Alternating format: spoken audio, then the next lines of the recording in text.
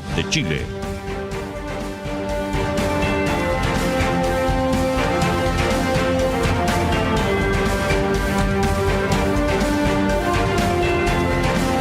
Bueno, estábamos haciendo los preparativos sobre los grandes temas de la política mundial acá con nuestros panelistas invitados antes de empezar, así es que luego de esta introducción que hicimos ya estamos ok. Saludamos inmediatamente a la editora general de nuestro departamento de prensa, Montserrat Rolano. Buenos días, Monse. Muy buenos días. Saludamos también a Alejandro Olivares. Bienvenido, Alejandro. Hola Patricio, hola Monse, muy buenos días. Y a través del Zoom saludamos también a Javiera López, concejala del Frente Amplio. ¿Cómo estás, Javiera? Bienvenida, muchas gracias por estar acá. Muy buenos días a todos, salud por acá. Sí, periodista de la Universidad de Chile además. Javiera López. Colegas. Así es. Sí, bueno, saludar a Alejandro, a Javiera. Hay harto tema en el plano nacional para comentar, pero quería partir con la noticia probablemente que va a marcar estas horas, que es lo que ocurrió en Francia. El día de ayer hubo un resultado súper sorpresivo, no así el de Reino Unido, que lo comentabas tú con Mariano Fernández, tratando de hacer alguna especie de paralelo. Ayer en redes sociales había hartos analistas y pseudoanalistas comentando este tema, y algunos un poco entusiasmados, planteando unas hipótesis casi como que la izquierda está gobernando Europa, digamos, pero lo planteo en términos caricaturescos, ¿no? Pero se entiende. Muchos análisis que son bien apresurados y algunos medios simplones, que hay que decirlo. Ninguno de nosotros es experto en la política francesa, que es bien compleja, al igual que la británica, pero quería partir preguntándoles cómo ven estos resultados, cómo los interpretan, así alguna cuestión más general. Alejandro. Mira, yo ayer, cuando conversamos con Tania, la editora, que íbamos a hablar sobre Francia, me tuve que capacitar. Entonces tuve una reunión ahí con unos colegas, con Antoine Mayet de la Universidad de Chile y algunos otros colegas que son expertos, para tratar de entender un poco el fenómeno, porque es muy difícil la política francesa, es muy difícil el entramado institucional. Esto de que el presidente sigue en ejercicio, las elecciones son en 2 años más, 3 años más. 2027. 2027, perdón. Pero que además él pudo disolver a la Asamblea, llamar a elecciones, una segunda vuelta donde con un sistema electoral bien particular que permitió parte del cambio en la tendencia electoral. El hecho de que no se puede volver a llamar a elecciones sino hasta 1 año más si es que no hay gobierno es difícil de entender. ¿Qué es lo que creo yo que tenemos que tener en consideración con todos estos elementos? Primero, perdón lo teórico y lo analítico, pero aquí es como vemos cómo los sistemas electorales y cómo las reglas del juego sí pueden ayudar a que funcionen ciertas cosas. Los sistemas mayoritarios, como el del Reino Unido, como en parte el que tiene el francés, lo que busca es asegurar la creación de grandes mayorías. Eso funciona cuando la oferta ex antes en realidad es reducida y uno puede asegurar de que hay un ganador. La variante francesa asegura que para segunda vuelta pasen 3, entonces se puede dar tripartitos. Entonces pasan a segunda vuelta partidos o candidatos con poquita votación. Esa es la verdad. Y permite negociaciones como la que se vio ahora, en el cual las terceras opciones se bajaron para permitir un cordón sanitario en contra de la extrema derecha, que funcionó contrario a todo pronóstico. Por lo tanto, una primera reflexión es que hay sistemas electorales que en realidad, dependiendo del momento, pueden funcionar de una forma distinta. En el caso inglés, lo que pasó fue que el sistema electoral, como la derecha fue dividida, con una votación, con la misma votación histórica, no logró mantener el poder, pero sí la izquierda, con su votación histórica, logra arrasar, dado el sistema electoral. Entonces, las reglas importan. Eso es como lo primero. Lo segundo, en términos del juego político, importa mucho la voluntad de tener acuerdos. Y aquí lo que se vio fue una voluntad de, dado el resultado de la primera vuelta, utilizar todas las herramientas posibles para evitar que la extrema derecha ganara por lo menos en esta pasada. Y eso da cuenta de una capacidad de negociación importante de los actores del sistema, de querer unirse a pesar de las diferencias para evitar tal cosa. Y un tercer elemento que creo yo que no es menor, es que igual la extrema derecha está en un crecimiento exponencial. ceteris paribus, en próxima elección alcanzan la mayoría. O sea, si uno ve su crecimiento en términos de votos, yo sé que es muy anticipado, hay muchas cosas de más, pero por eso, si todo se detuviera y siguiera en una línea tendencial, en la próxima elección pueden ganar. Por lo tanto, para evitar que eso ocurra, al sistema político francés le quedan muchas cosas por hacer estos años que siguen. Y la formación de gobierno no la vamos a ver sino hasta un par de semanas más, o un par de meses más, si es que logran formar gobierno, si es que logra haber un acuerdo para un primer ministro. Sí, Javier, hablábamos recién con Mariano Fernández, que es una persona moderada, vista desde afuera, pero autodefinido además como moderado, que me llamó la atención porque él planteaba que esta idea de enfrentar y de detener a la extrema derecha era una cuestión de primera necesidad en la política contemporánea. Y ni siquiera lo planteaba en términos políticos, sino como una moción de defensa de la democracia, ¿no? Y por lo tanto era muy categórico en ese plano. Y te quería preguntar, porque esta vieja idea, ¿no?, de el fascismo no pasará, que es la que mueve todas estas frentes antifascistas antes, coyunturas electorales como estas, en general funcionan, pero a veces pasa, ¿no?, como pasó en Italia, por ejemplo, recientemente. Pero estaba la gran duda respecto a si ese mandato todavía tenía una vigencia importante en un país como Francia, y la tuvo, ¿no? ¿Cómo ves eso? Porque luego vienen los análisis de cuáles fueron los sectores de la población que se activaron esta vez para efectos de poder modificar el resultado que había habido en la primera vuelta, además, por cierto, de lo que mencionaba Alejandro, que era el pacto que se produjo a principios de semana entre las fuerzas cercanas al presidente Macron y esta coalición que se llama el Nuevo Frente Popular, que recordemos, se creó en un mes, es una coalición nueva y que ha tenido un súper buen resultado.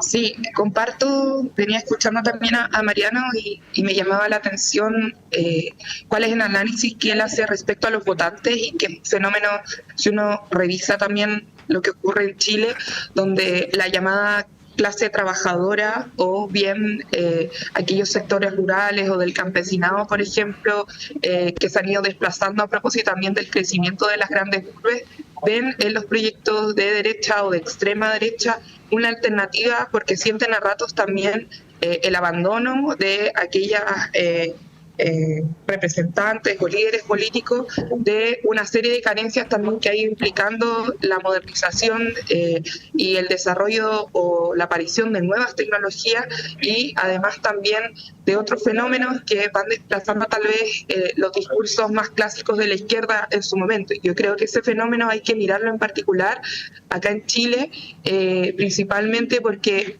hoy día poder resistir a la derecha y a la extrema derecha es una necesidad imperiosa, pero sin embargo señalar que no pasarán tal vez no es suficiente para darle continuidad o también consolidar efectivamente una alternativa de izquierda o de centro izquierda que sea sostenible en el tiempo. Y creo que es interesante el ejercicio del Nuevo Frente Popular en Francia, porque logra aglutinar a diferentes voluntades socialistas, comunistas, ecologistas, y poder sobre todo poner un programa en común. Pero hoy día creo que si bien hay un triunfo electoral, hay que también tener detención, porque Marine Le Pen lo dice muy bien. Acá no es que ellos y ellas hayan perdido, tal vez su llegada se ha retrasado. Y creo que tienen muy claro que ese crecimiento exponencial que se mencionaba hace unos minutos, la pregunta es cómo no es solo una táctica con resultados de expresiones electorales, sino que efectivamente logra construir una alternativa de gobierno que incluya y construya un puente entre aquellos jóvenes progresistas que fueron fundamentales para el freno de la ultraderecha, pero que además logra conectar con las necesidades de la clase trabajadora, que vale preguntarse por qué sigue planteándose como una alternativa o validando el proyecto de la extrema derecha. Y yo creo que ahí hay una tarea que no es electoral, es una tarea de trabajo territorial, trabajo militante, y de que ese programa que construye el Frente Popular finalmente puede hacer sentido en los sectores que se han sentido más desplazados durante la última década. Sí, quiero ir a eso, Alejandro, lo que dice la Javiera. Bueno, Antoine Maillet, no sé si lo estoy pronunciando bien, pero ya que lo mencionabas, él plantea justamente eso. Dice, ojo que no hay un derrumbe de la extrema derecha, ellos tuvieron un resultado histórico, duplicaron su cantidad de escaños y esto probablemente, como dices tú, en las próximas elecciones ya se va a consolidar como una fuerza más bien mayoritaria, ¿no? Y ahí está la pregunta de cómo esto desafía a los sectores de izquierda o moderados de hablarle a un electorado más popular que le pueda hacer sentido. Tú, Pato, ponías el ejemplo de Estados Unidos con Trump, ¿no? Y el de tu prima en Francia. ¿Cómo ves eso, Alejandro, desde esa perspectiva, ¿no? Porque si bien son realidades que no son comparables, son sistemas electorales, sistemas políticos, no tienen historias y tradiciones políticas muy distintas, me refiero a Francia, Reino Unido, Estados Unidos y los países latinoamericanos, sí hay una suerte como de dilema que es similar, ¿no? en todos estos países y que incluso podría incluir a Chile. ¿Cómo lo ves? Es complicado porque, a ver, yo creo que aquí hay que hacer una distinción en dos cosas. Una de largo plazo y algo muy coyuntural. Si pensamos primero en lo coyuntural, la izquierda, como decía Pato, como decía Javiera, la izquierda francesa en particular, logró articular en muy poco tiempo una idea, un proyecto, una coalición. Y que por tanto es muy débil. Al igual que otras coaliciones que están en Francia en este momento, salvo la extrema derecha que viene desde hace tiempo en un trabajo de unidad entre ellos, que son súper cohesionados. El resto son sectores que no tienen mucho que los una, salvo el no pasarán o el estar en contra de la extrema derecha. Y eso es muy peligroso en la construcción de que se pueda realizar hacia futuro. ¿Por qué es tan peligroso? ¿O por qué es tan difícil? Porque dada la coyuntura electoral, dado el momento de hoy, tienen que hablar de corto plazo y no pueden proyectarse con ideas o futuros o temas de largo plazo. Y eso genera ahí un trade-off bien complicado para las alternativas políticas. Versus la derecha, que como no está gobernando, como no está en el día a día, puede hablar de cualquier cosa de largo plazo y plantear estos temas muy amplios y muy grandes para la ciudadanía. Entonces, hay un tema de coyuntura electoral que es importante. Se pueden crear en cualquier momento estas coaliciones, estos acuerdos. Y de largo plazo, que para mí el segundo tema, está en que es súper difícil para la izquierda hoy día ir sintonizando con los nuevos temas que está viviendo la ciudadanía. Y eso ha sido un problema constante. Se ha visto presionada por las coyunturas, no ha sabido responder, teniendo analistas tan buenos, teniendo capacidad teórica, pero no ha sabido entender qué es lo que está pasando con la ciudadanía. Y el ejemplo de Trump que daban en el bloque anterior, el ejemplo del banco del bloque anterior, es real. O sea, la primera preocupación, yo no me voy a preocupar si el pez siente o no siente si es que no tengo trabajo. Y es así de brutal. Si mi puesto de trabajo está siendo ocupado por una persona, por otra persona, que yo considero que yo me siento amenazado por esa persona, pero al mismo tiempo mis diputados o mi parlamentario o mis partidos políticos están preocupados si es que el pez siente o no siente, efectivamente yo voy a tener algún grado de desafección ante esa oferta electoral y me voy a mover a otra que, como no está gobernando, como no está en la chimuchina, está pensando en el largo plazo, puede decir cualquier barbaridad. Y entonces es súper complejo juntar estos dos momentos, es súper complejo juntar la coyuntura con el pensar a largo plazo. Y el desafío de las izquierdas es hacer, ojo, lo que está haciendo hoy día la extrema derecha. La extrema derecha se está juntando cada 6 meses a ver fútbol, a hablar en contra de los presidentes que gobierna, pero se están juntando y están creando una red y están buscando... Están haciendo una internacional, Están haciendo una internacional. Sí. O sea, ayer Bolsonaro le dio una medalla, no sé si ayer, pero el fin de semana Bolsonaro le dio una medalla a Milei, ¿no? O sea, ahí tienen Se juntaron a ver el partido, como dice Alejandro, sí.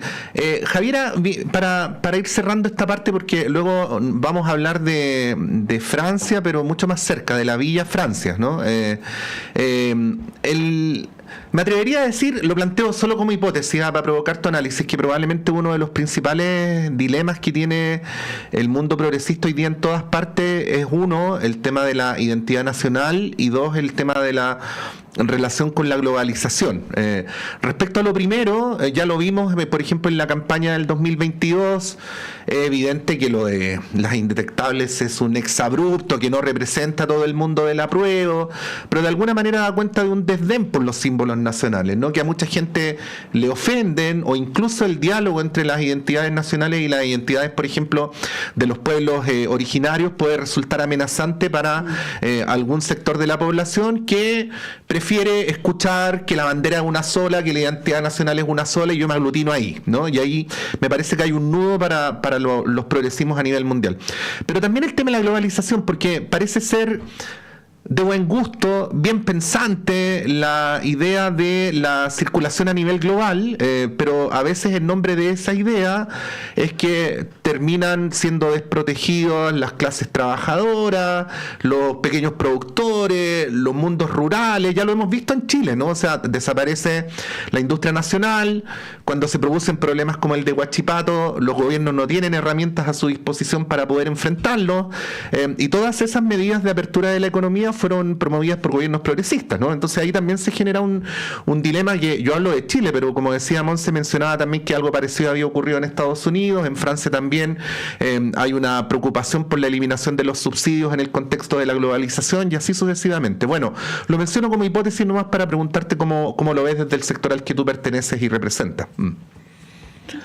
Sí, yo creo que la desprotección generalizada que siente la clase trabajadora o las clases medias, ya sea en Francia o lo que sucede en Chile, creo que a rato lo que hace muy bien la extrema derecha y la derecha es poder señalar que a esas causas o a esos sucesos, la responsabilidad a ratos la tiene el migrante, la tiene el vecino que está al lado mío, del cual sospecho, pero desconoce que finalmente la responsabilidad del debilitamiento de los vínculos y ese sentimiento de protección radican también en que el modelo neoliberal en su conjunto ha ido debilitando la presencia del Estado en diferentes dimensiones de la vida, pero también el rol público o aquellos espacios como la educación, como el mundo laboral, como la construcción de vínculos a nivel territorial se ha ido debilitando durante el último tiempo, y puede ser una cuestión un poco abstracta, ¿no? Pero si uno lo lleva a planos concretos, cada uno de los casos que tú mencionas finalmente se ven sometidos ante la pregunta de quién debería resolver estos problemas, y uno dice, bueno, el Estado no se puede meter tanto en el control de la industria porque el mercado efectivamente tiene un rol que cumplir, y yo creo que efectivamente lo que hemos aprendido también en Chile es que tanto mundo público y privado tienen un rol protagónico en la resolución de las políticas públicas a nivel de nuestro país, pero efectivamente a medida que debilitamos el Estado, quienes son más perjudicados son aquellos que no tienen la capacidad de pago para poder acceder del mismo modo o de la manera más justa a diferentes derechos sociales que se han ido privatizando. Y creo que eso es clave para los próximos tiempos, porque creo que hay un desafío para la izquierda y la centroizquierda, y al menos también desde el Frente Amplio lo vemos así, que son antipatriotas finalmente aquellos que van en impuestos o aquellos que dañan los recursos naturales de nuestro país. Y creo que poder repensar el imaginario de la patria a hechos concretos de los chilenos y chilenas es un desafío, porque la patria no solo radica en los colores de una bandera a la cual queremos y a la cual amamos, sino también cómo la patria, Chile, protege sobre todo a los sectores más perjudicados, y yo creo que ese desafío finalmente no se hace solo tampoco con discursos, sino que también con una práctica política que sea coherente durante el tiempo. Y ese es un desafío tremendo, te puedo transmitir que estamos trabajando para aquello, pero creo que no hay que ceder ni un centímetro al concepto de patria solo asociado al mundo de la derecha, sino que la patria nos pertenece a todos y todas, y tenemos que cuidarla. Bien, como decía Pato, queremos llevarlos a la política local. Voy a dejar enunciado el tema porque no vamos a alcanzar probablemente a desarrollarlo muy bien antes de la pausa. Podemos ir de lo coyuntural, que es este allanamiento en Villa Francia, no solamente en la comuna de Estación Central, sino que fue en 4 comunas en simultáneo el día sábado en la madrugada, un allanamiento que tenía que ver con 2 investigaciones, ¿no? Del 2023, si no me equivoco, y de principios de este año, con situaciones ahí relativas a artefactos explosivos. Y donde se allana no solamente la radio Villa Francia, sino que también el comedor popular Luisa Toledo. Además, en un día que es simbólico, que es el aniversario número 3 del fallecimiento de Luisa Toledo, madre de los hermanos Vergara Toledo. Esto generó un montón de críticas, particularmente de parlamentarios del Partido Comunista y también del Frente Amplio. Estaba ahí, según recuerdo, Claudia Mix, entre otros. La diputada Carmen Hertz anunció que iba a oficiar al Ministerio del Interior. Ayer también el presidente del PC planteó algo similar. Esto quiero partir preguntándoles por este allanamiento, ¿no? Y para dar antecedentes, porque hoy día la ministra del Interior fue entrevistada en Tele 13 Radio, donde explicó detalladamente las razones de este allanamiento, particularmente en la Villa Francia, que es lo que más genera debate. Ella planteó que se encontraron en este allanamiento un arsenal. Lo dijo así con esas palabras, ¿no? Se encontraron armas de grueso calibre, se encontraron granadas y dio un listado bien largo de cuestiones que se encontraron en el allanamiento. Se tomaron presas detenidas, digamos, a varias personas. Luego fue declarada ilegal la detención de algunas y ella explicó que era porque no se había podido comprobar que las personas detenidas estuvieran vinculadas con estas armas que encontraron, ¿no? No es que estuviera ilegal la situación que ocurrió el allanamiento, digamos. Y explicó que el allanamiento se produjo justamente ese día porque había antecedentes de que se iban a utilizar armas para generar hechos violentos, ¿no? Ella dijo, entiendo que pueden haber sospechas, pero si es que hay acusaciones de montaje, estas tienen que ser demostradas, ¿no? Uno no puede hacer así acusaciones al voleo. Parte de lo que dijo esta mañana la ministra del Interior sobre este allanamiento, para que después podamos desglosar un poco la relación tensa que ha tenido el PC con el gobierno. Alejandro, así como yendo de lo particular a lo más general. De lo más particular a lo más general. A ver, los símbolos son importantes. Las fechas que de repente utilizan las policías o las autoridades para realizar algunas cosas duelen más que el mismo hecho. O sea, de verdad, la justificación de justo ese día se iba a utilizar me parece que duele más que otra cosa. Entonces yo creo que ahí hay que tener, los gobiernos, las instituciones tienen que tener cuidado, al menos que sea la señal que quieren dar, o sea, de no respeto por ese tipo de cosas. Segundo, claro, es difícil comentar una noticia en desarrollo en este sentido, porque no sabemos cuánto desierto hay en esto. ¿Qué sentido tiene allanar una olla popular? O sea, a mí me cuesta entender todavía que ahí, salvo, como decía alguien irónicamente, un arsenal de fideos, no creo que haya mucho más. Y yo siempre me he preguntado por qué la justicia chilena y mucha de nuestra institucionalidad tiene cierto desprecio o forma tan dura de tratar a los sectores más populares, como las ollas populares, la Villa Francia y demás, pero cuando se trata de alcaldes, exalcaldes que tienen fajos de billetes en sus paredes, en general no hay grandes operativos, no hay grandes allanamientos. Van a decir, sí, una granada versus un fajo de billete en una pared. Claro, pero el hecho sigue siendo el mismo, vinculaciones políticas y delitos hacia la izquierda. Entonces, aquí me parece súper complicado por las señales que se quieren dar, que no logro entender cuáles son esas señales. Esa es la verdad. O sea, quizás es la evidencia de la tensión, es el malestar que tiene cierto sector con la izquierda. Es fácil saber dónde en las poblaciones donde hay armas, fuegos artificiales y demás, con un poco de inteligencia de las policías se podrían llevar operativos mucho más eficientes que este en otro tipo de fechas, pero ¿Hay voluntad de hacerlo? No sé, me parece que no. Javiera, te propongo, como son las 9 en punto, que vayamos a un alto súper breve y a la vuelta volvemos ahí con todo el tiempo por delante para que tú puedas para que podamos todos no continuar con el análisis de lo que está planteado como tema. Vamos a ir a un alto brevísimo, no nos demoramos nada y ya estamos de vuelta. Un pestañeo y continuamos.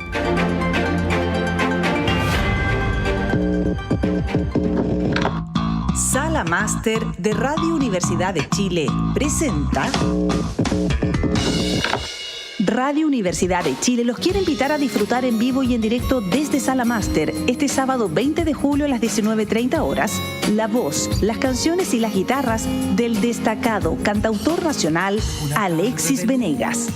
Este músico chileno regresa al icónico escenario de Sala Máster junto a Claudio Rojas en la dirección musical, presentando un concierto a 4 guitarras donde harán un recorrido por viejas y nuevas canciones.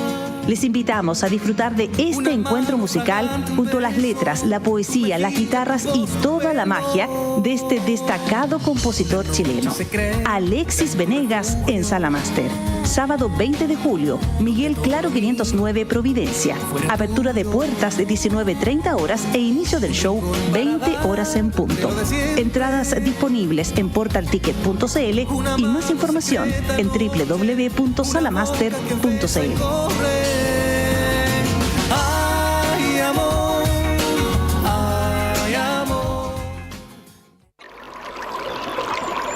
Aguas Trayén o Cascada en Mapudungún es la mejor agua purificada con tecnología de última generación. Para más información, visite su página web www.aguastrayen.com.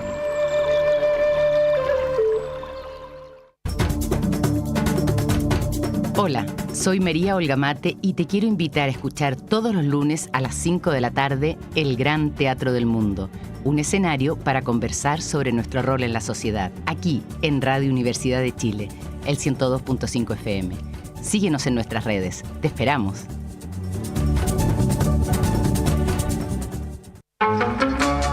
Radio Universidad de Chile le invita los lunes a las 21 horas a buscar en conjunto El Bello Cine. Una conversación musical para encontrar las buenas señales, para volver a creer en un país digno, para buscar un mejor destino, para buscar un bello cine. Un programa creado y conducido por Argos Geria. Bello Cine, lunes a las 21 horas en la radio que piensa. Estás escuchando Radio Universidad de Chile, la emisora insignia de la música chilena, reconocida como radio fundamental por la SCD 2024.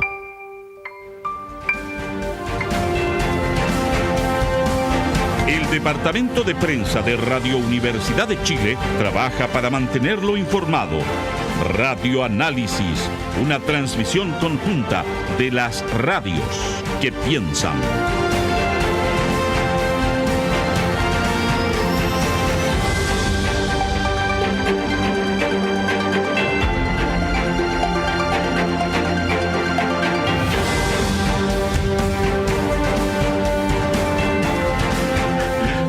Sí. Bueno, continuamos con el análisis a esta hora de la mañana con Montserrat Rolano, con Alejandro Olivares y con Javiera López. Retomando el tema, Javiera, hay una diligencia policial con una fundamentación por parte de la ministra del Interior, que era lo que conocíamos recién, con hechos que son bastante graves a la luz de la descripción que hace la ministra de lo encontrado en la diligencia. Pero lo que decíamos también, y ahí te devolvemos la palabra en la pausa, es que no es lo mismo una diligencia policial en cualquier otro día que en el día del aniversario de la muerte de Elisa Toledo, ¿no? Esto inevitablemente convierte esta discusión en una discusión que no es meramente policial, sino que también es política, ¿no?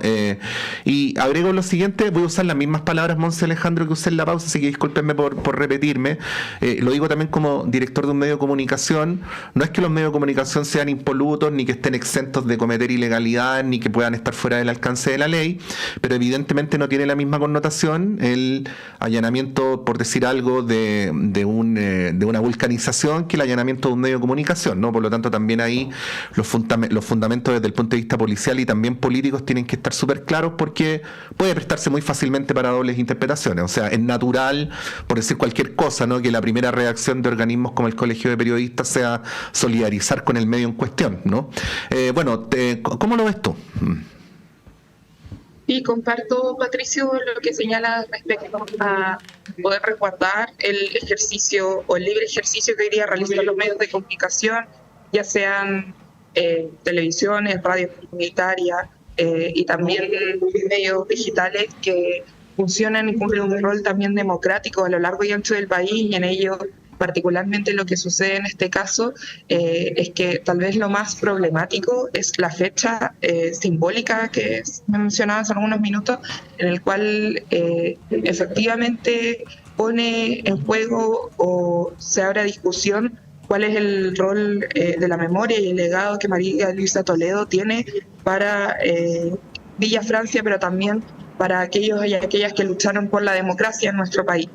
No obstante, creo que hay que compatibilizar ese resguardo de la memoria histórica de María Luisa también con el rol que hoy día cumplen los procedimientos policiales en nuestro país. Entonces, yo creo que más que entrar en el debate respecto al allanamiento es preguntarnos si es que ese allanamiento se realizó conforme a derecho, donde no se hayan visto vulnerados los derechos de aquellos vecinos y vecinas que son parte, por ejemplo, del funcionamiento de la radio Villa Francia, y también de aquellos que estaban en ese sector durante el día del allanamiento.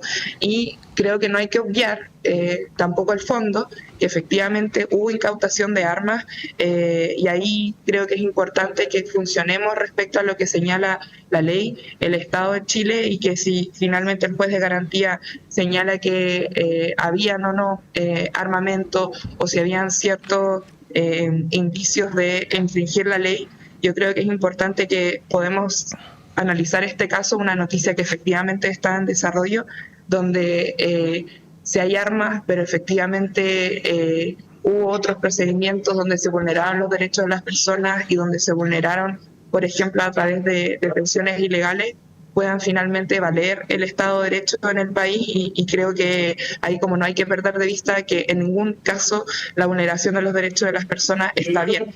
No obstante, yo creo que es importante como que vayamos monitoreando este caso, pero creo que hay que saber compatibilizar, porque creo que nadie o ninguno de nosotros y nosotras está por fuera del funcionamiento de las normas, pero creo que ahí es importante resguardar el derecho de las personas y monitorear también qué va a suceder con la noticia durante estos días. Sí, al menos decir que había algo como en el aire que por lo menos desde el gobierno se ha confirmado, que es que, porque había mucho temor, y esto sí que era grave, ¿no?, que se hubieran realizado allanamientos sin orden judicial, que fue algo que se dijo en las primeras horas del día sábado, ¿no? Bueno, luego se supo que, por lo menos por parte del gobierno, a través del delegado presidencial, que entró recién en funciones, Gonzalo Durán, de que sí había una orden judicial en este caso, ¿no?, que por lo menos conforme a esto sí el procedimiento era acorde a la ley. Sí, igual cabe preguntarse el tema de la fecha, lo que hablábamos antes, ¿no? ¿Por qué no hacerlo si se tenía antecedentes que se iba a cometer un ilícito, ¿no?, ese día? Hacerlo 2 días antes o 3 días antes, una semana antes, no justamente ese día, parece quizás no lo más oportuno. Y solo mencionar al final que la tesis que mencionó hoy día la ministra del Interior, que es la de la Fiscalía también, es que estos espacios comunitarios serían utilizados para encubrir arsenales, ¿no? Y voy a leer textual para que no parezca que estoy tergiversando. Dijo la ministra en la mañana, hace un ratito: no hay justificación en el mundo para que en democracia se tenga un arsenal de este tipo en una radio o en un comedor. Con mayor razón, porque son lugares que prestan servicio comunitario. Entonces, utilizarlos para encubrir arsenales es inaceptable. Eso es lo que planteó la ministra. Y esto nos lleva, Alejandro, a otro tema, que en el fondo es el mismo tema, ¿no?, pero yendo más a lo general, a la relación de ciertos sectores más de izquierda del oficialismo con el gobierno, ¿no? Que se han ido tensionando por distintas razones. Ayer una entrevista de Juan Andrés Lago, no sé si la leyeron en La Tercera, si no me equivoco, sí, La Tercera, también plantea de alguna manera que esto es una especie como de sexto gobierno de la concertación, ¿no? Y hace una crítica política bien importante, dice que el gobierno sucumbió ante las presiones de la derecha, cosa que después fue respondida por la ministra Vallejo, quien descartó esta hipótesis.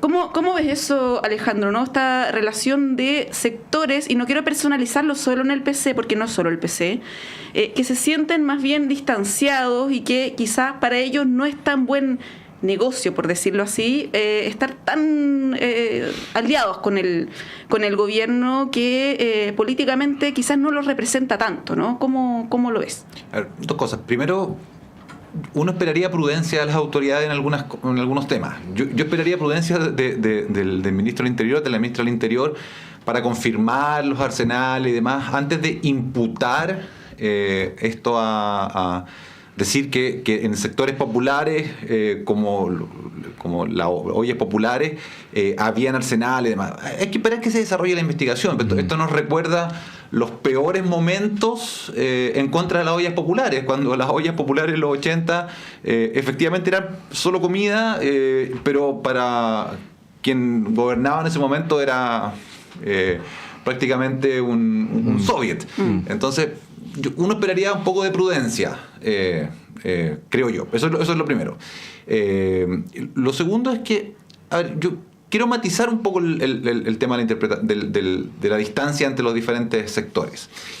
Y quiero matizarlo a la luz de que estamos iniciando un proceso electoral también. Entonces, también hay un proceso de negociaciones que provocan tensiones y que efectivamente hace que se radicalicen algunas posturas. Entonces, yo también agregaría ese elemento a la juguera. Sí, efectivamente hay sectores que no están tan cómodos en el gobierno. Pero eso pasa en todos los gobiernos. Siempre hay un sector que no está cómodo con las políticas que se están tomando, porque una cosa es ser oposición y otra cosa es tener que gobernar, tener que tomar decisiones incómodas, elementos que nos gustan. Y efectivamente creo yo que en la medida que se acerca la negociación electoral, que el Frente Amplio se está configurando como un solo partido, con todos los problemas que eso genere, hay un reequilibrio de fuerzas, hay movimientos internos, de Interior sale Lagos y salen otras personas más. Entonces, ahí hay un proceso interno electoral que agudiza algunas contradicciones que vienen desarrollándose desde el inicio del gobierno. Entonces, eso también hay que tenerlo en consideración, que vamos a ver de aquí en más la elección de Venezuela y un par de cosas más. Vamos a ver cómo se agudizan estas contradicciones mientras se lleva a cabo un proceso de negociación, de ordenamiento interno y de negociación electoral.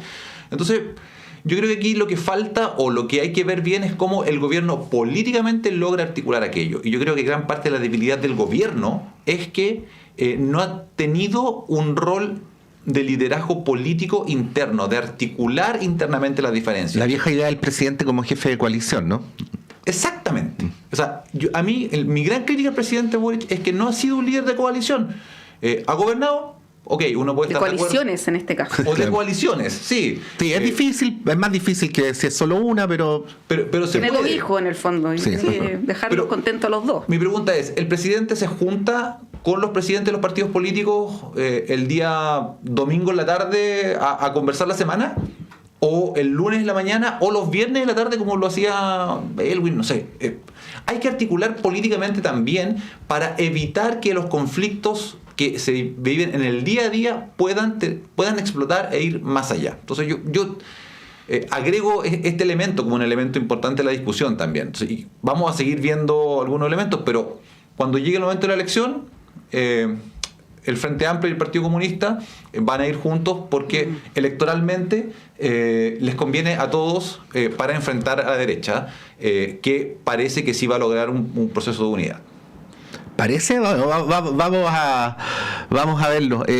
Bueno, Javiera, esto desafía a tu sector nomás. Solo para complementar lo que veníamos conversando, me parece que la ministra de la explicación que dio hoy día está súper bien. El único tema es que lo hace 48 horas después de ocurridos los hechos, y por eso parece comprensible que durante el sábado se hubiera pedido una explicación de por qué ocurrió lo que ocurrió. Decir, como decía Alejandro, que igual el proceso investigativo está en cuestión, por ejemplo, cuando Monse se refería a que algunas de las detenciones fueron declaradas ilegales, esto incluye a todos los detenidos de la Villa Francia. O sea, en todos los casos de la Villa Francia se consideró ilegal la detención. Hay un señalamiento del abogado de la Defensoría Popular que está defendiendo a los detenidos en el sentido de que nuevamente no se habría entregado la GoPro que los carabineros están obligados a usar, que debió haberse usado en este procedimiento para saber así. O sea, quiero decir que una GoPro, cuando hay hallazgos de arsenales, por ejemplo, es inmediatamente un medio de prueba, por lo tanto se hace en favor de favorecer la investigación, entre otras cosas. Todo esto va a decantar durante el día de hoy, por eso también hoy día en sede judicial va a ser importante lo que vaya a ocurrir, y por supuesto lo vamos a seguir. Pero volviendo al plano más general, que era lo que planteaba Monse en relación a la situación dentro del oficialismo, te pregunto ahí directamente por lo que dijo Alejandro, ¿no? Que al presidente le ha faltado ser jefe de coalición, o a lo que decía Monse, que es papá de 2 hijos y tiene que dejar a los 2 contentos, ¿no? ¿Cómo es eso? Sí, yo creo que primero hay que reconocer que en Chile hay un sistema político que está bastante fragmentado en general, y creo que ser líder de un país con esas condiciones en sus partidos políticos es un tremendo desafío. Yo sí quiero invitarlos a que revisemos hoy día la unidad que ha logrado el progresismo, y no caer en este relato respecto a que hay una fractura, ¿no?, entre diferentes sectores respecto a una serie de posiciones que podría tomar o no el gobierno diariamente, porque creo que hoy día, si uno ve a la vereda del frente, hoy día para el pacto municipal, de manera inédita e histórica, se logró construir una alianza de 11 partidos, de 11 fuerzas políticas, donde hoy día se comprende que la unidad de la izquierda, y lo conversábamos al inicio de este programa, es fundamental no solo para hacer un cordón sanitario o hacer retroceder a la derecha o a la extrema derecha en el país, sino que por sobre todo poder hacer avanzar un programa de transformaciones que tiene que ver con llevar adelante una reforma de pensiones, y que tiene que llevar adelante una reforma, un pacto fiscal que permita ir financiando de manera concreta y eficaz las demandas que los chilenos y chilenas tienen el día de hoy.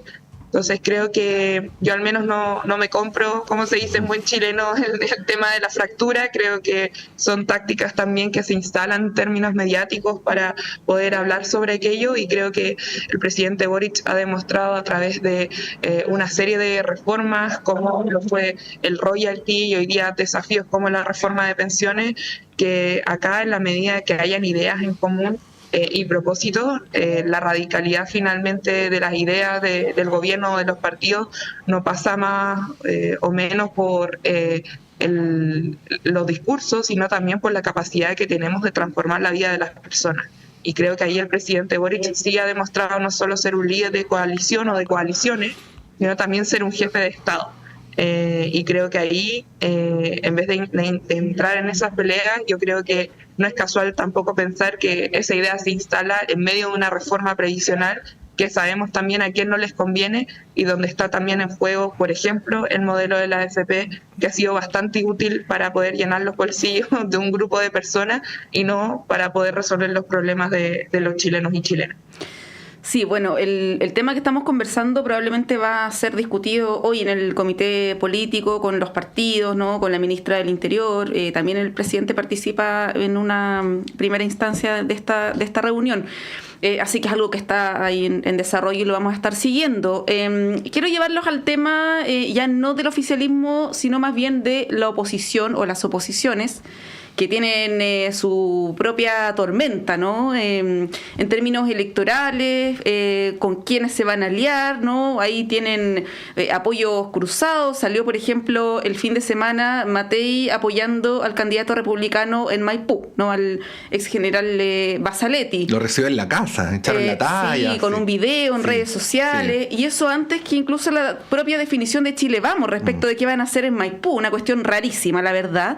Esto en un contexto, además, donde uno percibe, ¿no? O por lo menos esa es mi percepción, no sé si la comparten, a una Evelyn Matei media hiperventilada, ¿no? Como que quiere salir a opinar de todos los temas, pegarle al gobierno. El fin de semana habló de que el gobierno solo vende humo, y está enfrentada ella, ¿no? Con el gobierno, una cosa bien rara, donde además en las últimas semanas, ¿no? El gobierno ha ido aumentando sostenidamente su aprobación. Sabemos que no es algo necesariamente estructural, ¿no? Pero esa es lo que muestran las encuestas. Alejandro, ¿cómo analizas el escenario en la derecha, que está bien patas para arriba, y particularmente la figura de Matei, ¿no? Que está exponiéndose públicamente bastante, ¿no? A diferencia, por ejemplo, José Antonio Kast, que va a estas reuniones en Brasil, en España, qué sé yo, tiene su propio negocio, digamos, paralelo. Pero ese negocio paralelo marca la pauta.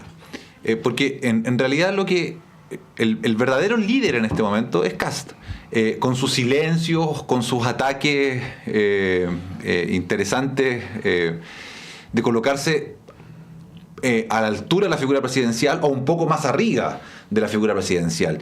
Y eso de alguna forma permea un estilo de hacer política que puede gustar o no gustar, pero que tiene efectos en su sector, que es este ataque directo al presidente, ridiculizándolo, tratándolo mal. O sea, Matei, tú debería pelear con Boric y no con Monsalve. Entonces, lo que va a comenzar a hacer, creo yo, Matei, en cualquier momento es a pelear con Boric y no con Monsalve. Efectivamente. O con Vallejo, claro. O con Vallejo. Y este tipo de cosas, como el apoyar a un candidato republicano, demás, es tratar de colocarse al nivel de Kast. Es decir, bueno, yo estoy por sobre la derecha, o sea, yo soy un líder, soy una líder. Y por lo tanto apoyo los candidatos que yo creo necesarios y con eso presiono al sector, pero también soy un líder que está a la altura presidencial. Critico al presidente, no solo a Monsalve, sino que al subsecretario, al ministro, no sé quién, al presidente, al de allá. Y es un estilo de hacer política que tiene costos, y el costo es que esto no se mantiene 2 años. Y en realidad Kast lo entendió, por eso sus apariciones son esporádicas y sus apariciones virulentas son en estos encuentros de la ultraderecha, más alguno por aquí por allá, y el resto, las vocerías, la deja en el Partido Republicano o en sus lugartenientes para que lo hagan. Pero esto es un estilo de hacer política que le va a traer muchos costos a Matei, si es que no entiende de que en realidad lo que ella tendría que hacer es diferenciarse un tanto de Kast y ser una alternativa para esos votantes más de centro derecha que alguna vez votaron por la Concertación, que alguna vez votaron por la DC y que en realidad no se sienten cómodas allá y que no se van a sentir cómodas allá. Entonces quizás si ella baja 2 decibeles o se ordena un poquitito en algunos temas, guarda prudente silencio en algunos otros, efectivamente podría tener impactos hacia el centro. Sí, Javiera. Sí, creo que es interesante lo que está ocurriendo. Hay que recordar que quedan aproximadamente 3 semanas para la inscripción del pacto de las municipales. Acá yo creo que los sectores, podríamos decir, de centro derecha respecto a la extrema derecha van a tener una tensión interesante de cuánto son capaces de entender que hoy día hay ideas que representa José Antonio Kast que efectivamente son antidemocráticas y que por tanto, si bien tiene una oportunidad de crecimiento para las municipales, también ahí los propios aliados de su sector tienen que ver qué tanto son capaces de cruzar ese río para poder también defender la unidad de su sector. Y yo creo que ese es el dilema más importante, porque me imagino que hay militancia de Renovación Nacional, de la UDI y de Bópoli, que ya son una derecha bastante extrema respecto a realidades de nuestro propio continente, que yo siento que están tensionados y que ven también cómo mientras el progresismo en Chile logra de manera inédita un pacto para las municipales con 11 partidos a través de el pacto Contigo Chile Mejor, uno ve cómo a través de la prensa finalmente el sector se está ordenando sin mayores claridades de cuáles van a ser las cartas que van a competir en los municipios. Yo creo que para nosotros y nosotras es importante no ingresar en esa tormentosa disputa que se está generando estos días y preguntarnos cuál va a ser el programa municipal, y ahí al menos los centros de pensamiento que trabajan desde los diferentes partidos que son parte del gobierno del presidente Boric junto a la Democracia Cristiana, tienen que poner un cerco no solo en la unidad de los partidos o en la unidad electoral, sino también en la unidad de las ideas. Y creo que ahí hay agendas estratégicas como la agenda anticorrupción, que ha sido una de las características de los gobiernos de la UDI, por ejemplo, a nivel municipal, que es importante también compartirla durante estas elecciones. Sí, pues bueno, lo que uno ve, esto lo digo solo a modo hipotético, es que a la extrema derecha tiene menos incentivos para la unidad que la derecha tradicional. Sí, lo han dicho explícitamente. Lo han dicho explícitamente. Ni ahí con ir en un pacto. Si para ellos es más conveniente ir por separado, lo van a hacer, no van a tener aspavientos en eso. Y yo creo que parte de eso es lo que explica esta actitud bastante desaprensiva, que uno ve en gente que puede estar más o menos descolgada, como Aldo Duque, que dice: a mí no me importa si gana Iracy Hasler, no me importa, lo que yo quiero es llevar mi propia alternativa, ¿no? En paralelo, uno debería agregar que al menos en el caso chileno, las dos veces que la extrema derecha ha estado en lo que, usando términos automovilísticos, podríamos llamar la pole position, la cosa se vino para abajo rápido, ¿no? O sea, en la segunda vuelta presidencial del año 2022 y luego cuando les tocó controlar el segundo proceso constituyente, ¿no? En cambio, la derecha tradicional necesita la extrema derecha para ganar, pues. Probablemente ahí es donde está parte del problema, Alejandro, no sé cómo lo ves. Y el tema es que hace Matei entre medio, ¿no? Yo creo que si Matei sigue con este estilo no va a hacer mucho. Eso es lo primero. Lo segundo, es bien va a terminar interesante. Carter de candidato. Efectivamente, yo creo que podría ser. O sea, a 2 años hay muchos años que cortar. Nadie sostiene una candidatura tanto tiempo siendo tan violento o tan violenta. Ahora, en general es interesante porque efectivamente los incentivos para republicanos es en seguir corriendo solo por mucho tiempo, o por lo menos por un par de elecciones más. Pero también llega un momento en que la competencia entre ellos, dependiendo del sistema electoral, puede hacerle mucho daño al sistema. Si consideramos que compiten en la municipal, efectivamente donde hay un sistema mayoritario, eso le puede abrir paso a que la izquierda gane la elección. En la elección de gobernador exactamente lo mismo. Entonces, ya sea por algo estratégico o por convicción, en algún momento van a tener que ordenar algún tipo de cosas, pactos por omisión, o como lo hizo en algún momento el Partido Comunista con la Concertación, o como fue electo el diputado Jackson en su momento, omisiones en general. Y eso ya es un estilo de coordinación, aunque no sea formal propiamente tal, que da pasos para ir avanzando hacia una coordinación estratégica verdaderamente formal. Entonces, cuando yo digo, decían hace un momento, yo creo que la derecha igual se va a terminar ordenando, estoy pensando en esto, ya sea que se ordene formalmente un pacto firmado de acuerdo, vamos juntos, o por omisión en algunos lados. Y fíjate que Matei creo que también lo está entendiendo así,